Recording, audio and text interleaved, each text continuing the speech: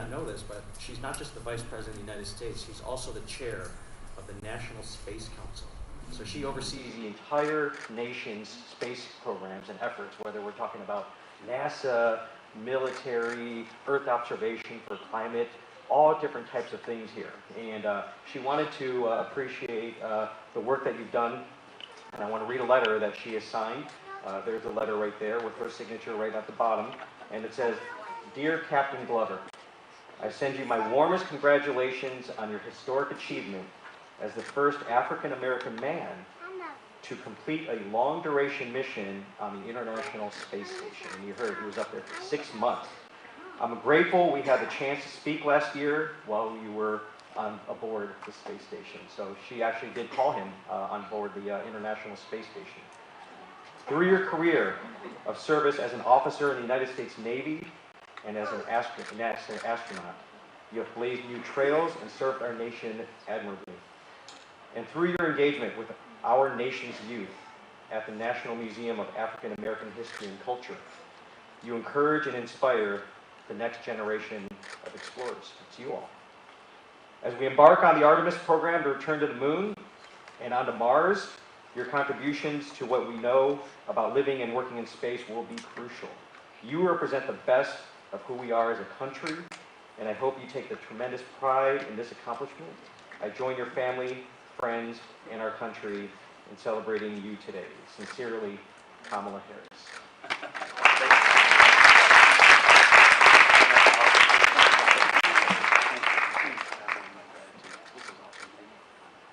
Very nice meeting you.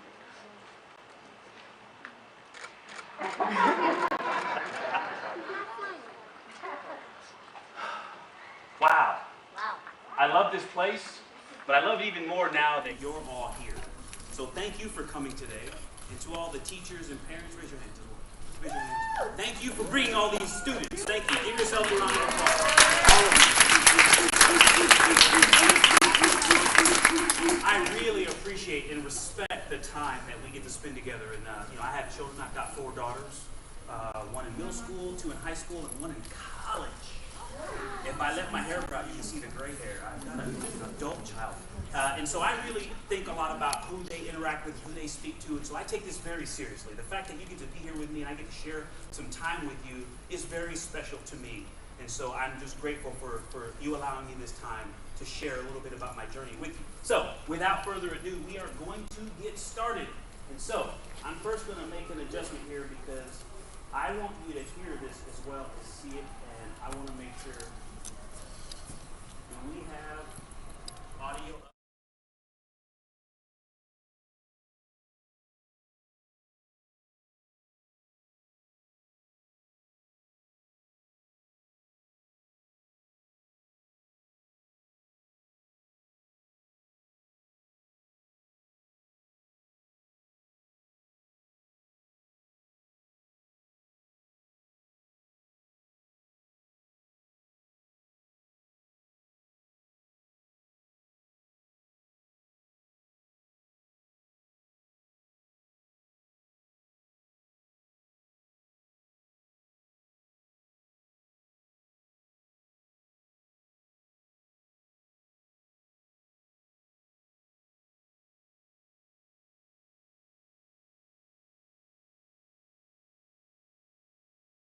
Here is for you all to maybe find some things in these stories that you can connect with and that you can take with you and keep with you. Remember, you know what he dealt with that? He overcame that, and he used that to help him get further along on his journey and chase down and catch a couple of his own dreams, and to know that you can do the same. Okay? Can you do that? Can you all do that? All right. Okay, perfect. So start with a question. There are questions today. I might give you a pop quiz at the end of this, so pay attention. You might want to take some notes. No, you don't take notes. But I want to start with one question. I like to ask kids this because I'm doing some statistics here. So, what do you want to be when you grow up? If you know what you want to be, raise your hand. Oh, that's pretty good. That's a lot of you. Sign this kid up. There are some people here from NASA. Sign. What is your name? Ezra? I hope you become a pilot. And you know what? I hadn't flown before I started my career, and so it's possible. No matter where you start from, it's totally possible. And you want to go to space? Oh, we need to talk. Okay, somebody seriously. Okay, for those of you who don't know, okay, everybody put your hands down. If you don't know what you want to be when you grow up, raise your hand. Be honest, because I'm going to raise my hand in this category too. Even though I am a grown-up, you know, I'm standing up here wearing my blue pajamas in front of you. One of the things I love about my job is that it's a lot of different things, and so I haven't really had to choose. I get all kind of cool stuff, and I'll tell you a little bit.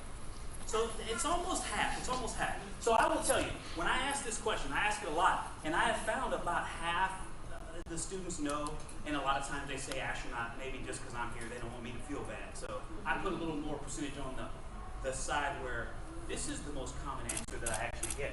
It is that I don't know. And you know what? If that's the category that you're in, that's why I raised my hand. Because when I was your age, I couldn't tell you clearly, I mean, I want to be a stuntman, a fireman, a police officer like my father. And then I saw this amazing thing launched to space on the news, and I thought, I want to drive a space shuttle. But I didn't know. But that's okay. Some of the things I'm going to talk to you about today, you're going to see some themes, and a couple of those themes are what I really want you to take away from this. So, and here's what you can be. Even if you don't know what you want to do for work, these are things that you can do in your life that will help you accomplish your dreams. And number one is to be resilient. I used to use the word be gritty, but we named our spacecraft Resilience, and so I use the word resilient. And I'll come back and explain to you what that means, but repeat that one after me. Be resilient. Be resilient. If you don't know what it is, I'll explain later. Don't let me walk off without telling you what that means. Number two, repeat after me. Be a lifelong learner. Be a lifelong learner. And number three, maybe the most important one, be a good teammate. Be a good teammate. Yes, being good to each other. Okay, so remember those things. Now we're going to talk a little bit about some of the stories that some things that I've been through, but I really am sharing this with you for you to find some things in it that you can hold on to and walk away with it and keep in your pocket when you maybe come face to face with some challenges, okay? So, I am from Southern California. I was born in Pomona. My father was a Pomona police officer, and I lived with my mom most of my childhood. My mom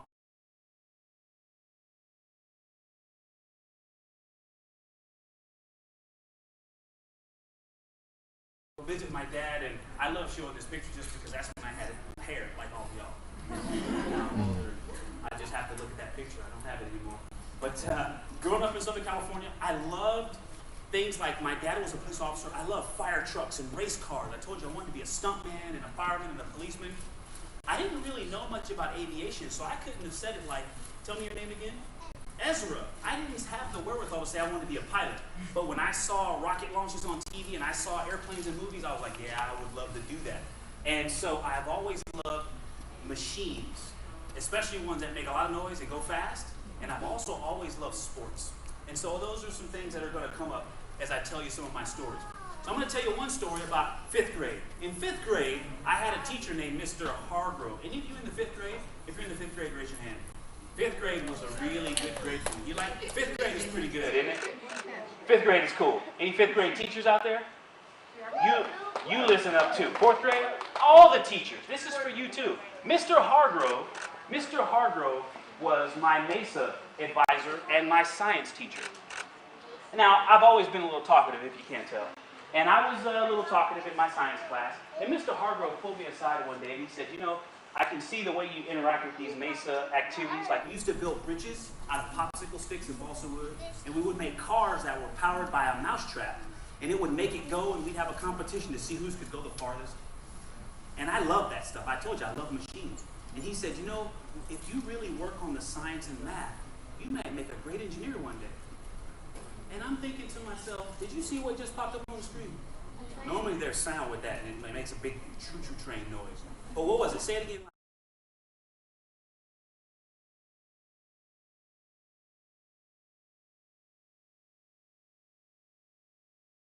With driving trains. You see, I didn't know what an engineer was. I didn't have any engineers in my family. Actually, no one in my family had graduated from college at that time. So I didn't know what an engineer was. I thought he meant driving trains. But I'll tell you this, today, I have 3 engineering degrees, and I've been really fortunate to do some really great things in science and technology, and it started with Mr. Hargrove's belief in me. And so I tell that story, I tell that story for a couple of reasons. One, to tell you how important those people who brought you here are, and you people who brought all these students, your expectations and belief in them is powerful. I'm a living testament to that belief and inspiration. So thank you for your service and keep doing that with these kids. Moving on to high school, I had another teacher, actually a bunch of teachers I could tell you stories about. One of my favorite was my math teacher. And I'll get to that in a minute, but I told you I also love sports. I was a pretty regular kid in high school. I wanted to play football in college. My parents and my teachers all told me I should go to college. And like I said, no one in my family had graduated from college, so I didn't really know what that meant, but I did know that there was college football, and I love football. So I wanted to go to USC, and I wanted to be a Trojan just like Marcus.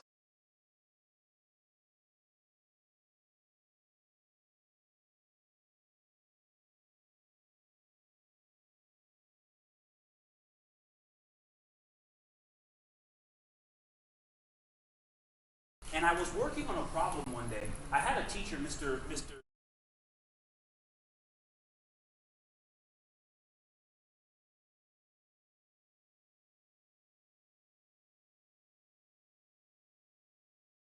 And I noticed a pattern. Do you see a shape? What shape do those numbers make? A triangle. 90 degrees. It's a right triangle too. Good, good. Okay, are you watching this? Okay, so I saw this shape in the numbers, and I realized I could use it to figure out how to add them up.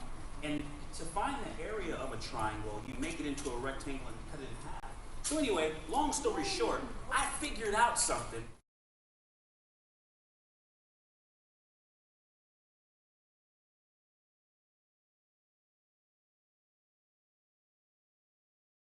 Numbers up. I was in high school, so this may be a little more than the math that you're doing now, but I felt really good about this. And I said, Mr. Robinson, I created a formula. I had a name and everything. There's this really amazing set of formulas in geometry, and one of them is called the Pythagorean theorem, and you'll learn that when you get to high school, especially Elias. But that, I already had a name for mine. I was going to call it the Victorian theorem. And he said, open your pre-calculus book, and he flipped a few pages past where we were, and he showed me this equation in the book. And I was like, oh man, I thought I had discovered something. Like, I thought I was the first person to notice this pattern. And so I was like, okay, fine. I'm not going to name it after me. But he said something to me next that changed my life. I was 16. I really thought about college in terms of going to college and play football. And really hadn't thought about what it takes academically to succeed. And so I had questions and doubts. I didn't know if I could do it because I didn't know anybody who had done it successfully yet. And even though my teachers and my parents were amazing in supporting me, I still was just uncertain about how I would do. And Mr. Robinson said something to me right after seeing this. He says, you know what? The fact that you figured that out on your own, though, means you could teach it to your classmates. Why don't you teach that lesson today? And that day was the first time that I had a little teeny thought that maybe I have what it takes to succeed in college. And that was a really powerful day for me. So I always call Mr. Robinson.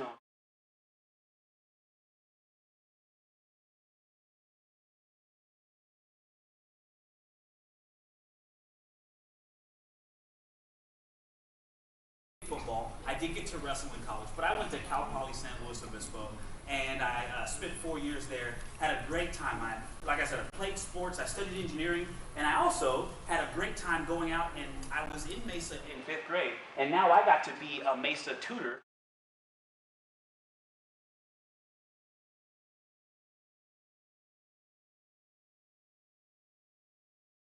And so that picture in the top right there is actually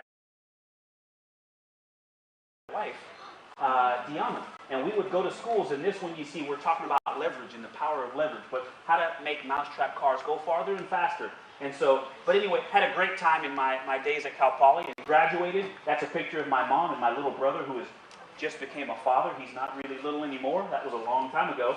And so after I graduated, I joined the Navy. I actually joined the Navy while I was in college.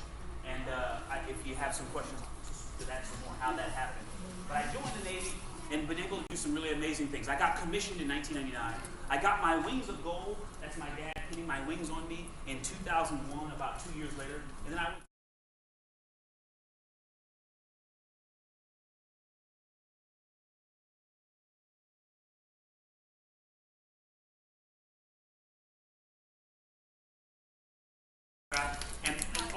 aircraft are pretty amazing, but I think this one is the best one ever. That's a picture of me flying over Iraq, and really interesting time for our country, for me personally. A lot of growth in that tour. But I finished up that tour, going to combat, and came home and decided I wanted to go to test pilot school. I really thought about going to Top Gun, but I decided at the end that I was going to go to test pilot school, do something technical. And I got to go and study how airplanes work. That's me in a glider doing test maneuvers with one of my classmates. And then while I was in test pilot school, I got to start on a master's degree, and I got to finish some formal education and schooling. And so that was a really special day when I graduated from Naval Postgraduate School. And then I would go back to the fleet. That's what we call the Navy, in the Navy. I went back to the fleet, and this is a really special day. I moved my family to Japan, and we lived in Japan, and then I would deploy from Japan on a carrier. And that's an aircraft carrier. If you go to the Air and Space Museum, you'll see parts of one of those too. And so this is actually me landing on an aircraft carrier. And at the time, I didn't know this. This was just a cool picture that a friend took for me. But it turns out that was the last time I would ever get to do that. And so that's actually a Super Hornet, which is an improvement over the previous one that I showed you, a little bit newer. But that was the last time I got to land on a carrier. And I love doing it. That was a really special time in life. But it was the last time because I left there and I actually moved here to Washington, D.C. And I worked for that gentleman who is no longer with us. That's the late Senator John McCain. And it was amazing.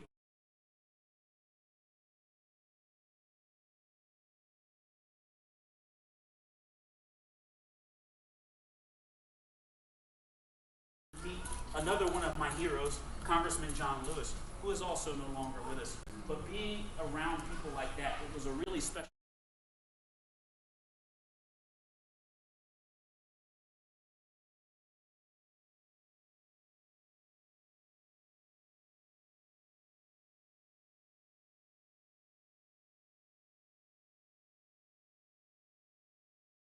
In Houston, my kids had to find new schools, and we had to find a new house, and I started training to be an astronaut. And one of the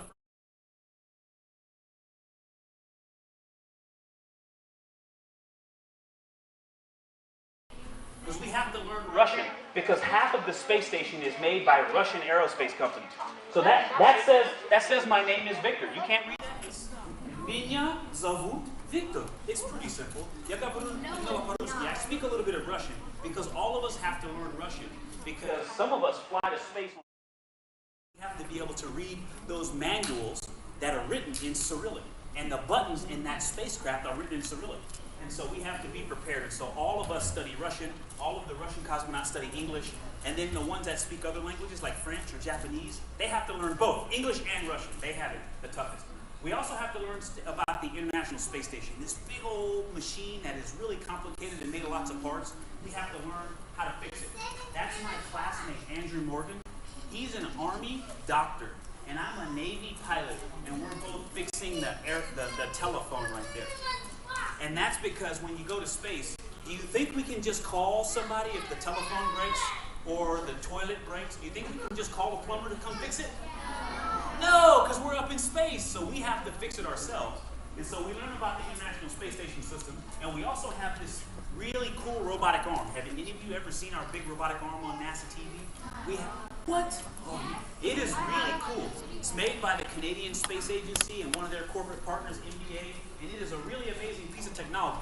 And we learn to fly it. We say fly it like an airplane because the controls look like an airplane. And so we have to learn. That's a picture of me in Canada learning to fly the robotic arm Arm at the Canadian Space Agency. And so then there's this other piece.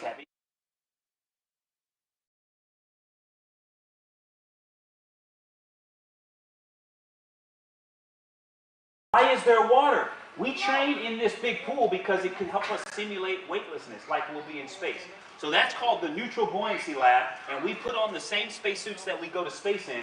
And I love this time lapse because you see, just for me and my classmate Nick to go in there, 2 of us to go in the water, you see it takes a few dozen people to help us get ready. And while we're underwater, there's also a couple of safety divers and a camera diver. There's a big old team that has to help us to successfully and safely do this mission. And that is true of everything in space. It is a team effort. You know, you see astronauts, and I get to come here and talk to you, but I'm here talking to you because of thousands of people all over the world who made our mission possible. And so this time lapse gives you a sense of that. So we learned to spacewalk, and then there's one other thing, that is that we all have to learn to fly in our T-38s. Every astronaut, even if you were a school teacher, an engineer, a scientist, or you were a military pilot, we all have to learn to fly either in the front seat if you're a pilot or the back seat if you were not an aviator before. But we all become qualified crew members in our T-38. And I love the T-38 because it trains us all the things we do as astronauts operationally, but also communication, handling stress, making decisions in challenging, fast-moving situations. Those are all skills we need, and we get to practice all of them in our T-38s. I love flying. So after 2 years of training, I was done with astronaut candidate training, and I got a pin. You probably can't see it from there, but there's a small pin on the center of my wings that you get when you're qualified to be an astronaut. Mine was actually silver.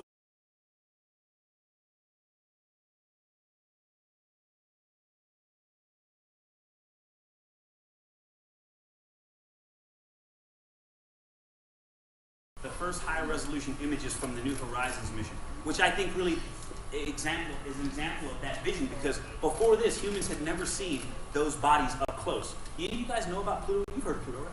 Pluto? They still teach you about Pluto? We don't call it a planet anymore. A Plutoid, a dwarf planet, whatever you want to call it. Pluto is still cool. Pluto's still Pluto. And now we have really cool pictures of Pluto. That was the first high-resolution picture we took of it, though, and I love it because that picture was also taken on the same day. That spacecraft snapped that photo on July 8, 2015.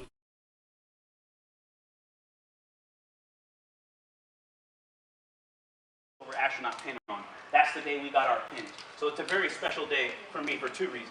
And so, a few years later, I got assigned to be a part of a space mission. We had these two spacecraft, the Boeing Starliner and the SpaceX Crew Dragon, that were a part of our new commercial crew program. And Mike Hopkins and I were assigned to fly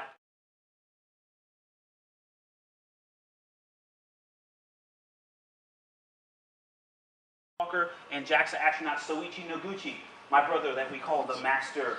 And so that is the group that I went to space with. And if one of the questions you may ask me is, what do I miss about the space station? I miss them.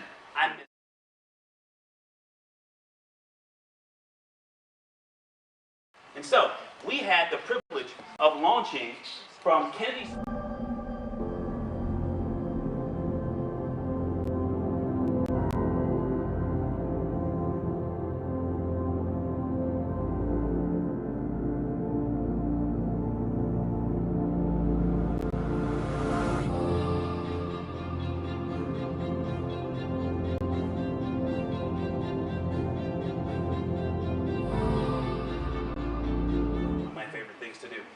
And then we went out to Kennedy Space Center a week before launch, and this is not training. This is now real.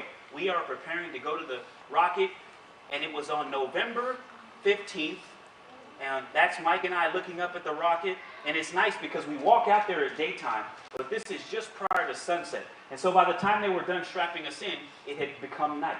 It's now nighttime, and this rocket is so powerful.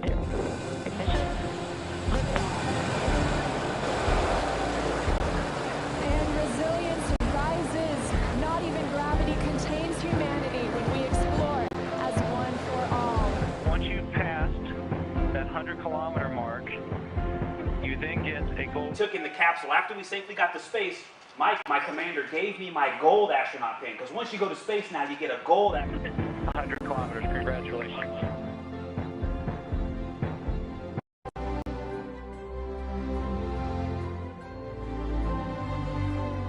We have several different experiments going on inside of the space station, in racks, in different little facilities like our life sciences glove box that we use for biological and life sciences. But we also have experiments that are run on us. Space to ground 3 for Shannon. We're watching the flame do its thing. Yeah. Ones that we're doing ourselves with our hands, and even ones that are on me. Sometimes I am the science experiment.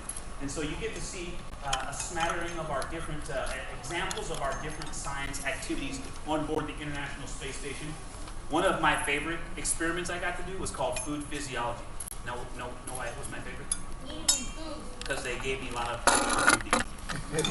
I like to eat. If you don't know anything about me, know that I like to eat. And so I love being a part of food physiology, learning about the ways that more nuts, fish, healthy foods, vegetables and fruits can help the astronauts' digestive system, their immune system, but also how much they enjoyed having those foods. We also were able to capture several visiting vehicles. That's actually the robotic arm I was telling you that we train on. Soichi and Mike, with Mike's help, Soichi flew the robotic arm to grab that Cygnus spacecraft, and that brings up more science. It brings up clothes and food for the astronauts on board. And I just think that's a beautiful shot. That's a time lapse, so it's moving faster than real time, but that's what the Earth looks like from space. And so you saw the solar array spinning because it's constantly pointing at the sun, and that was our spacecraft there at the bottom.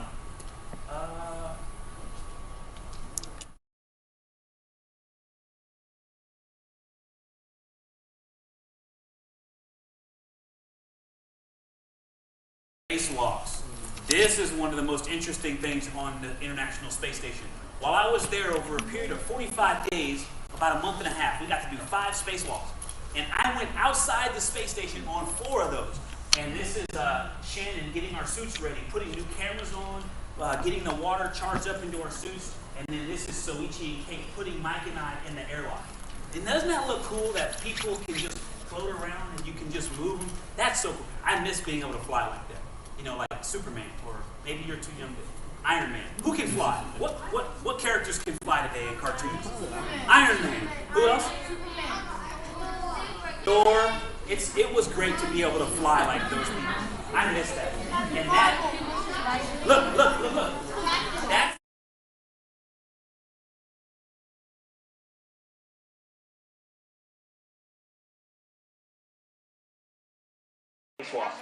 Did you see that view? Did you guys see that camera view I was telling you about? When you look straight down, you can see the ground. You can see Earth. You know how far it is? It's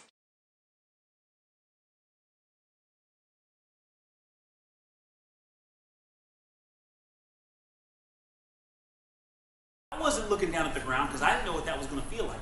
So when it was the first time I was doing something, I focused on the familiar. I focused on what I knew because I didn't know how I was going to react to all that new stuff. And so I spent some time out there. And actually, it was right around this time. It's dark out. You see how it's dark in the back? And in space, dark is real dark. Much darker than night on Earth. It was around this time we had some trouble with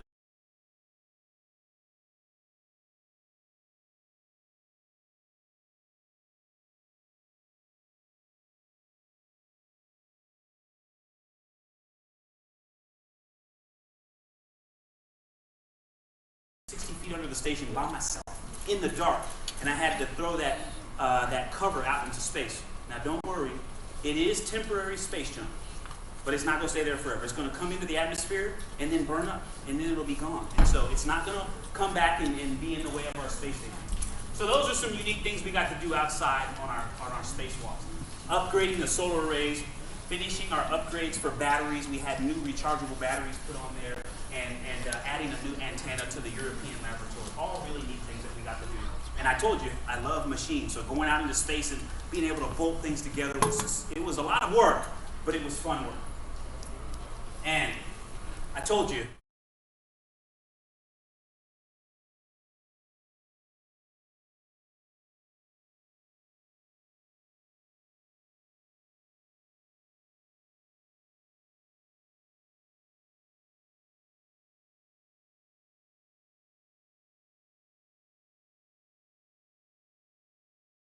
and I really miss that.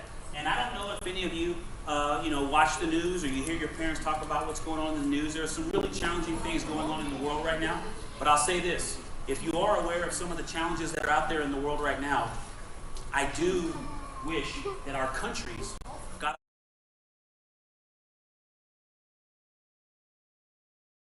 get along great. And so it really hurts my heart to know that there's still some real challenges out there in the world, but we've got to deal with them. And that's one of the reasons why I need you all to go to school and learn all that you can, because you're the ones who are going to get us out of this mess. I'm counting on your generation to do a lot better than my generation has done, because we're the ones who got us here, but we need you to get us out, okay? Can you do that? Promise? I heard you. You heard them. All right. Living in space is amazing.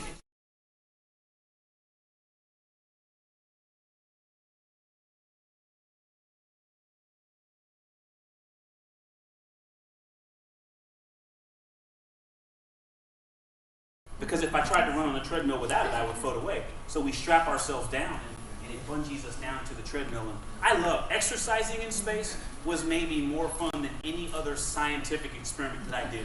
The machines that we have to use to work out in space are really amazing pieces of engineering. And I love being able to work out in space. We launched in November and landed in May, almost exactly a year ago, in a few days. And so we spent lots of holidays. Christmas, New Year's, Russian New Year. We had a lot of special days, and we had a Christmas decorating challenge with Mission Control. And that's what that was. And that's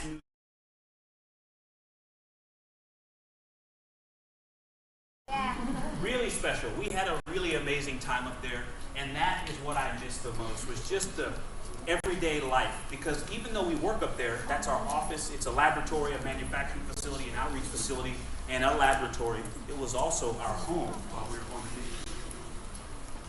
And then, early in the morning,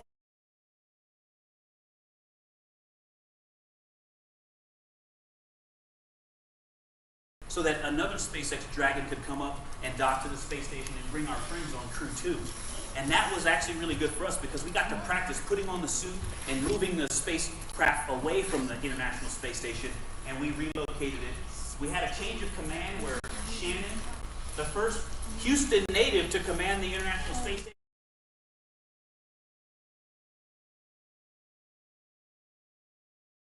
we left. It was time for us to go home.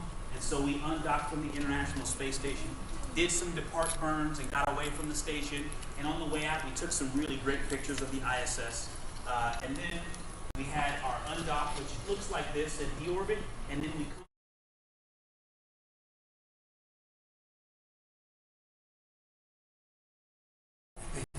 we're going so fast, 7,000 meters per second, about 5 miles per second.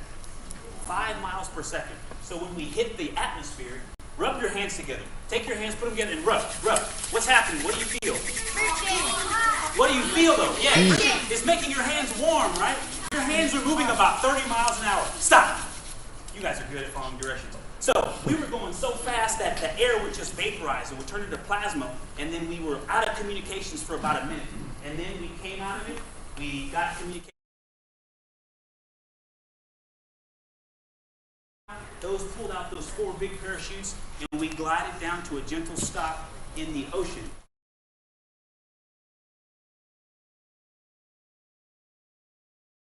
Has landed in the ocean at night since Apollo did it in 1968. I say that because for NASA, that was a really big deal. But look, it didn't seem like a big deal because it went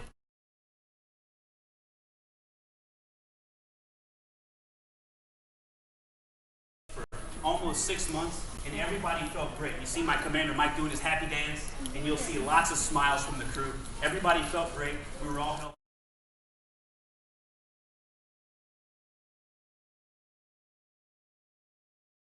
I could stand up, but I was on a boat, and the boat was slowly doing this, and if I didn't have people on each arm, I would have fallen over. That was right when we landed. But this is about 6.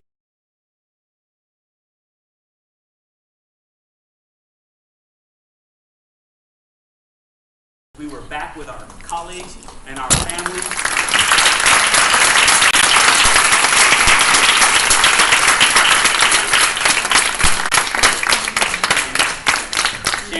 Shannon's happy dance says it all. That was a really great day for us. We had done everything that we set out to do, and now we were back, and we had handed off the ISS to the next crew, and they were up and running and doing a great job. And so that was a very special time for us to be back home. I don't know if any of you have ever heard, there's this thing called the overview effect. Astronauts talk about how their worldview is affected by seeing the Earth from space. And I overlaid, that is a Dragon spacecraft.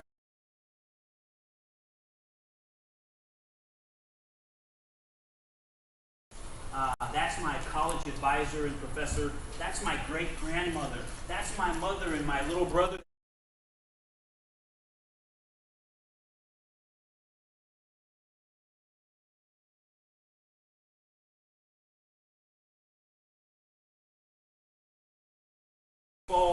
Negro League baseball player, Buck O'Neill. These are all really special people to me. Roy Haynes, an advisor and mentor to me while I was in college.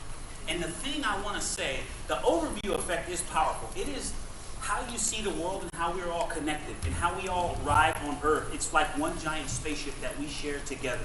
Because when you're away from Earth so far, you can see the rest of space, and there's a lot of nothing. There's a lot of empty space out there. There are other planets and other stars, but there's a lot of nothing in between them. And it makes Earth seem even more special. And it's special because of those things, those people that we love. Going to space does one thing. It does different things to astronauts, but it does one thing to everybody. It makes you appreciate the people and the planet that we live on. And I appreciate you all. It's been amazing to just share this mission with you. And so I'm going to bring it back. Remember, I told you the point of me telling you all this stuff is so that you know how you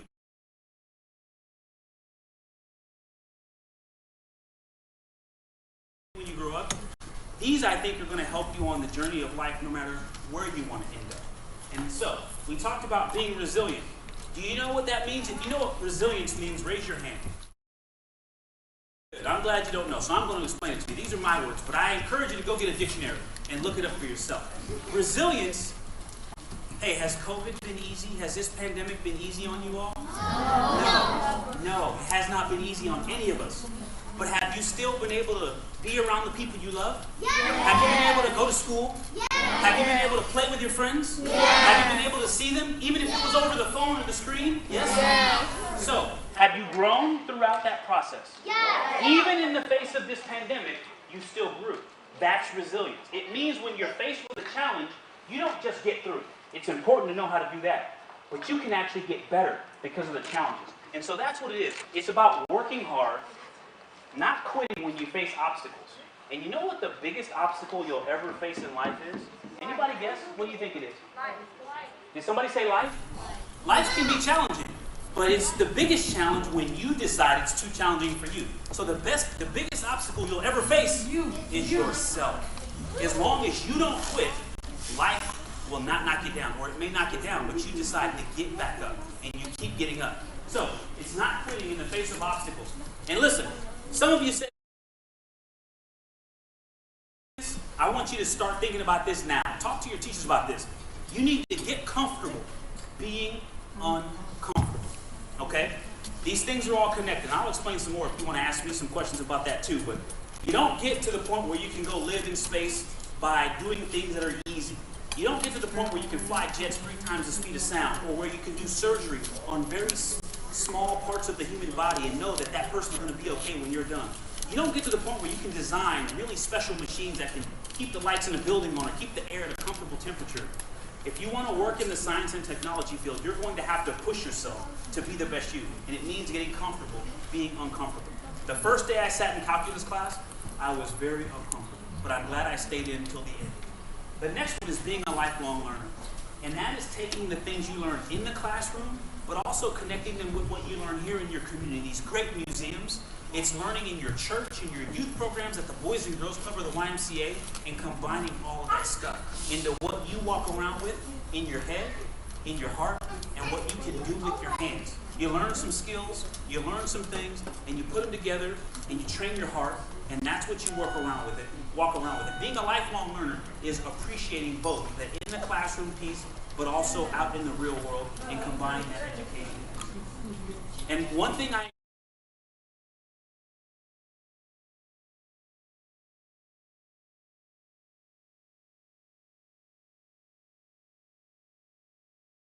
there are apps for it. You can jump online and find free language training, but learn a foreign language. I don't care which one. It doesn't matter which one, because statistics show it's good for your brain. If you can think and communicate in multiple languages, you generally are going to do better in school. And here's something to consider. How many of you have one of these? How many of you have one of these? A computer or a smartphone or a tablet? Everybody here should be raising both hands. What language do they speak? English, any language. You can make it speak English or Spanish or French or Paruski. They all speak one language though. Did you know this? Listen. I'm going to give you a really important secret. They speak math. They speak math. Computer programming is very specific mathematics. And so, I encourage you, coding. Any of you take coding in school? Yes. Keep doing that. Because for every one of you walking around with one of these, you should also know how they work. And they speak math. Coding is very specific math. And I would include that as a foreign language. That is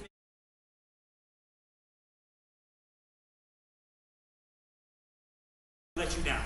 So speak, learn, get fluent in mathematics, okay?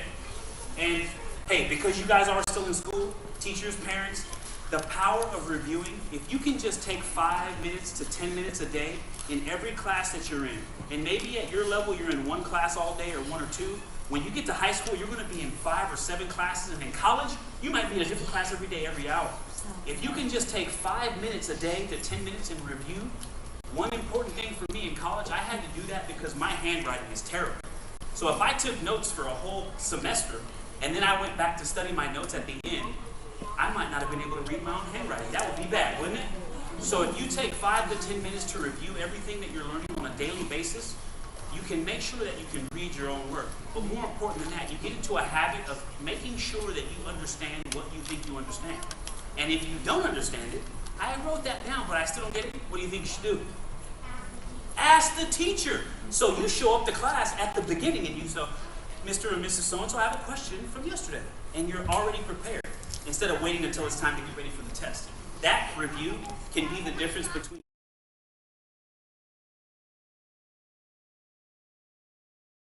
we probably waste 5 to 10 minutes just scrolling through, just doing this with our thumb on these things. So I bet you have time. Being a lifelong learner. And the last one, being a good teammate. Like I said to you earlier, we need your generation to get us out of some of the mess that my generation has got us in. And one important aspect of that is by you being good to each other. And one of the important things that I need you to take away from this is being good to each other doesn't always mean that you agree with everything or agree with each other. It's okay to disagree. We don't all have to agree on the same things, but we can still treat each other with respect.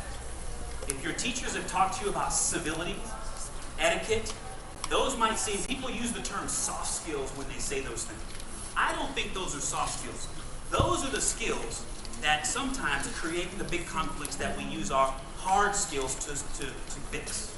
So those are important. And I know at your age, your parents are probably making you say please and thank you. And those are small examples of how to practice etiquette and how to be civil, how to be nice to each other. Those are some of the most important things that you will learn at your age. Continue to do them and continue to practice them so that when you're my age, you continue to do so. So being a good teammate is one very important thing I want you to walk away from this with, okay? That is maybe the most important of these 3 things. So repeat after me. What I want you to do? Be resilient. Be resilient. Be a lifelong learner. Be a lifelong learner. And be a good teammate. And be a good teammate. Because we are counting on you. Thank you very much. And I think at this point, we can do some questions.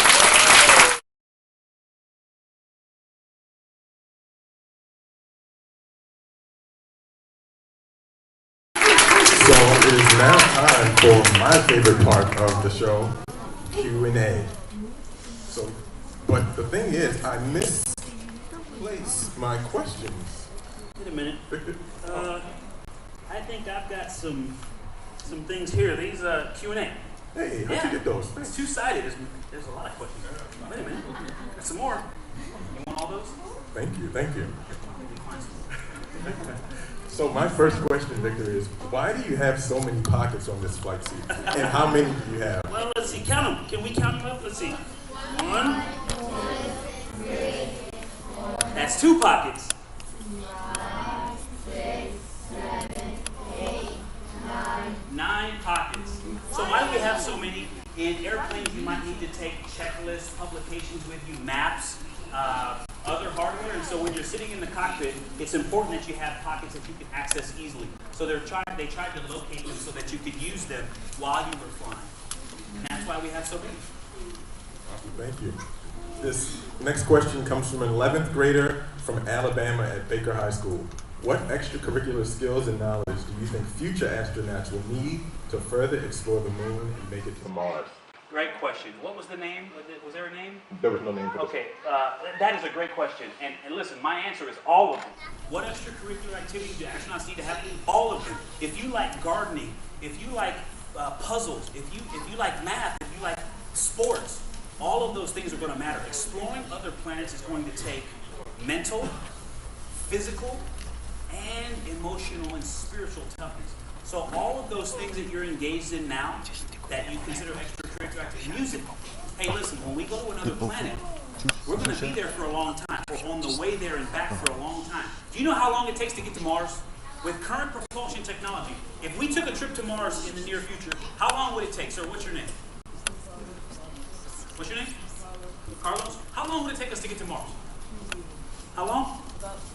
That's about how long a mission might be. 2 years. Because the trip, just one way, when we would launch, because obviously Earth is moving and Mars is moving, when we would launch, it would take 6 to 9 months to get there. We would stay there for a good period of time, and it would take 6 to 9 months to get back. So I say that because it's going to be really important that we connect with our families and talk to our loved ones, but it's also going to be important that we take pieces of our life here on Earth. How many of you like music? Games.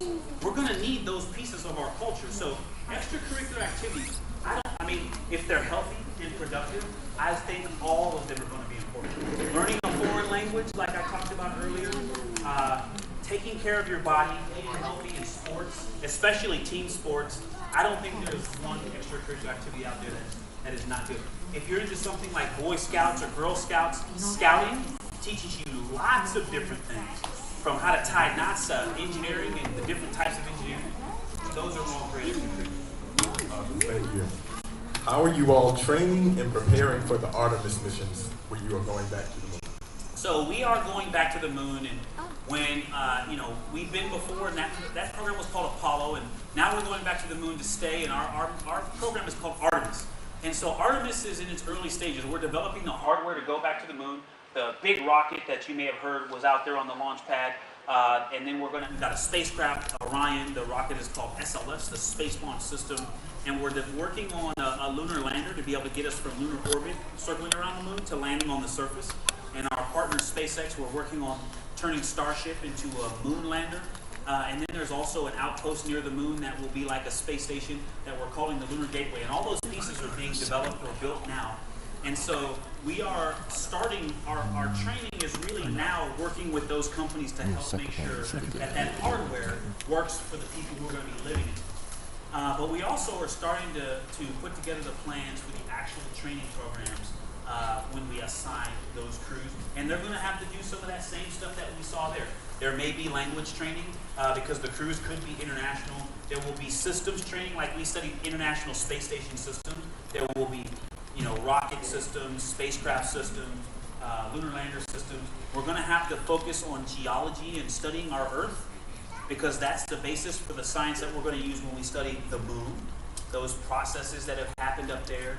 And so spacewalking, we'll spacewalk on the moon, but on the moon, on space station, did you notice how we moved around? We used our hands because we're floating. On the moon, we have 1/6 of the Earth's gravity, which means I can dunk from the free throw line like Michael Jordan. I can jump really high and far. And so on the moon, we will actually be able to walk them, or hop if you've ever seen them do spacewalks on YouTube or something. And so we will do spacewalks, but they'll be different than ISS. And so we will start training for what we call lunar surface EVAs, or extravehicular activity, spacewalks. There's lots of training coming up, and most of it is in the early stages, so we're just starting. Thank you so much. This next question comes from a 5th grader from Bunker Hill Elementary. What is the most fulfilling moment of your career so far?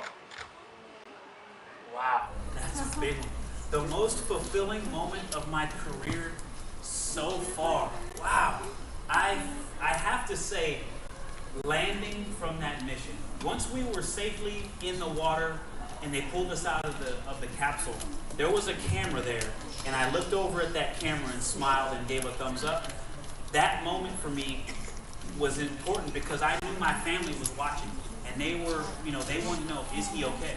And so I knew that was the moment that they would see me and go, all right, he's safe on Earth. They can finally relax. And so that was a really special time, because for 168 days, something could have gone wrong at any moment. And so my family was always, he's good and I'm happy, but I'm also a little nervous because he's in space. And space is very dangerous. So landing and completing that mission successfully. I feel the same way when I land from just an air flight, so I understand completely. Well, not completely, but this next question comes from my 4th grader from Stokes Elementary. Did you faint a lot during training or while in space? Good question. Good question. I would want to know that too. That's your question? What's your name? Aiden? Good question. No, I didn't faint during training. I didn't faint in space, and I didn't faint when we got back. I'm curious. That might be something we really have to think about. If somebody did faint, that would be something really important to understand. I was the pilot of our spacecraft, so if I fainted, that could have been really bad, you know. Something interesting though about fainting, when you come back from space, your heart pumps blood through your body, right? And it has to pump against gravity. Some of your blood goes down, but some of it goes up, and your heart has to work really hard. When you go to space, you're weightless, and so your heart doesn't have to work as hard, and so it starts to relax. You don't control it, it just happens naturally. And so when we come back from space, we have to make sure astronauts don't faint. And so we do a test. I wish I could show you the video. They made me sit in a chair and then stand up and then just stand there for a long time to make sure my blood could my heart could pump blood to my brain, and I would stay conscious. And then they made me lie down on the floor, completely flat, and then stand up. Now this is the day I landed. This was right after I got back, so this was really hard. I had to stand up and stand there just to make sure that I wouldn't fall over. So it is important to make sure astronauts don't faint. But no, none of us fainted, and I didn't faint through any of those phases. Good question. So this next question, and we have time for 3 more questions. This next question is a dual question, all related to exercise. The first part is, when you exercise in space, do you have a choice of the machines you use? Okay. And how difficult was it to maintain muscle mass while in space? And this comes from a 4th and 5th grader at Payne Elementary School in Washington, D.C., and a 10th grader from Bishop McNamara High School here in Maryland. Very good question. Very good question. I said exercise is one of my favorite things in space. And so we have 3 exercise devices that we use on a regular basis, and they are the Advanced Resistive Exercise Device, the thing we use to simulate lifting weights. You can't lift weights because we're in weightlessness. So it has a vacuum system that we pull resistance against this vacuum tube, and that allows us to do resistive exercises, like lifting weights. And that is probably my favorite one. If I could have used that all the time, I would have just done the strength training. But we also had 2 cardiovascular exercise devices. One was a treadmill. We call it T2. It's the second version of the treadmill we've flown in space. And the other one was Cebus, the bike that you saw Soichi riding, the bike that doesn't have a seat or handlebar. And so every day you're scheduled for 2 exercise devices, the strength training and then one of those cardio devices. But some days I didn't feel like riding the bike and putting on the shoes and clipping in. I just wanted to run and put on my running shoes, put my harness on, and bungee me down to the treadmill. And so I did have a choice. Most of us we did resistive exercise every day, but then we would be able to choose. As long as one of our crewmates wasn't using the other device, we could use the device even if that's not the one that we were scheduled for. Muscle mass. 2 things that you will lose a lot of in space if you're not careful are muscle mass, and one reason is because I weigh 200 pounds. So just standing up right now, I'm exercising my muscles and my bones. And when you're in space for 6 months, I don't hold my weight up because I'm floating. And so my muscles will naturally atrophy because I'm not using them. Atrophy just means to shrink, essentially. Well, my bones do the same thing for lots of different reasons, but also because we're not loading them up. But so some important things that we do to prevent muscle and bone loss are the strength training. The strength training is the #1 thing. We also take vitamin supplements, and we also keep our salt low. Because while we're in space, we have a condition called osteopenia. Osteopenia is when we lose bone mass. We lose calcium out of our bones. And salt increases the amount of calcium that you leach out of your bones. And so that's very similar to a condition that happens on Earth called osteoporosis. And so what we've learned in helping astronauts combat osteopenia are things that help people that suffer from osteoporosis on Earth. And so that is a very important thing that we've learned from spaceflight. But yeah, exercise helps us prevent bone and muscle loss. Thank you for that. And I think you're going to love this next question. It's about food. What was yours? I'm sorry, my apologies. I was surprised to see a variety of food available to eat in space. What's restricted and how do you decide what to take up with you? This comes from an 11th grader at Brentwood High School in Missouri. Very good question. See, people usually say, what's your favorite food? But this is really good. So the food that we send to space, it has some requirements. First of all, we have a food laboratory that makes food specially for these missions. And it has a standard menu of choices, beef, chicken, pastas, shrimp. Some of it is dehydrated and we add water, hot or cold, to add moisture back to it. Some of it is normal the way it is, like dehydrated apricots and things. And some of it is irradiated or thermal stabilized, where you just open it up and there's a piece of chicken or cubes of beef in a sauce and you just warm it up before you eat it. Tomato basil soup, I ate a lot of tomato basil soup.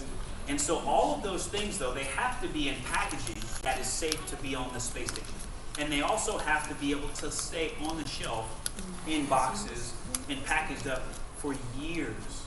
And that's the big one. So we also can go to the store and find things that we like and ask NASA to box those up and send up a portion of our food as things that we chose. And so some of that crew preference food, they grab the packaging and look at how it's stored and sealed and make sure that it meets those requirements, that it has safe packaging. Like I can't fly a jar of pickles, right? Glass is not safe, and so, but if it's in plastic or something that it can survive a launch and then staying in space for a long time, that's one thing they check. And then they also check to make sure, because I launched in November, but my food had been up there for almost a year. They had to launch it when they had a chance to send cargo up to the space station, and we can't just send things all the time, so we have to schedule it. So some of the food goes up there and it stays there for years. And so have any of you ever been camping? Did you take special food when you went camping? Things like beef jerky, nuts, dried fruit, those are things that last for a long time.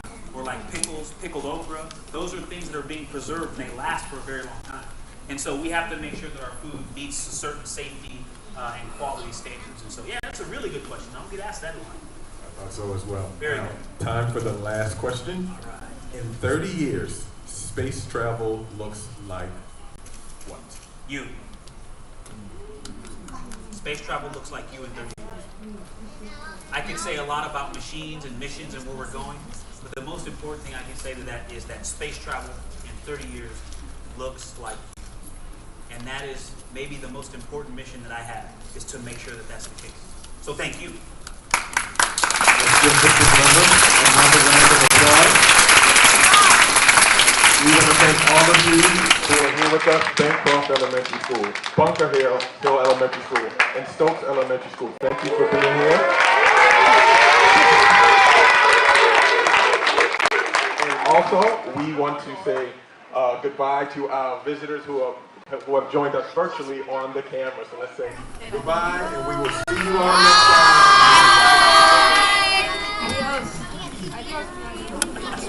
Bro, y'all